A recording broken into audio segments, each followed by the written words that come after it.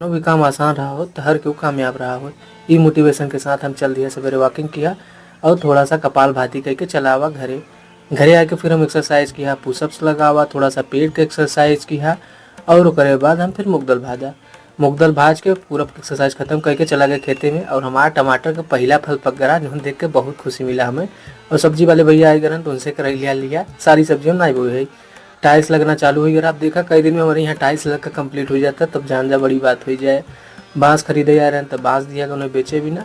और आज मम्मी बना रहे हैं महुआ वाला गुलगुला, जो उनकी काफ़ी टेस्टी रहा, एक अलग फ्लेवर है खाए में। डिलीवरी वाले भैया हम पेन ड्राइव लेके आ गए हैं, तो ओपन बस डिलीवरी ओपन कर दिए। फिर हम चला गए बालू लेवे, वहाँ से आवा मिट्टू के दिया किस्मी टाफी खाए के चला गया खेते की तरफ।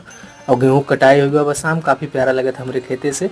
अब गेहूँ की मड़ाई भी जल्दी ही हो जाए, बोझ बना चुका बटे, एक दो दिन में हो जाए। फिर हम किया शाम का एक्सरसाइज और आज को ब्लॉगिंग समाप्त करा जाए। वैसे हमारा वीडियो देखा जाओ, सपोर्ट करा जाए। सभी के धन्यवाद।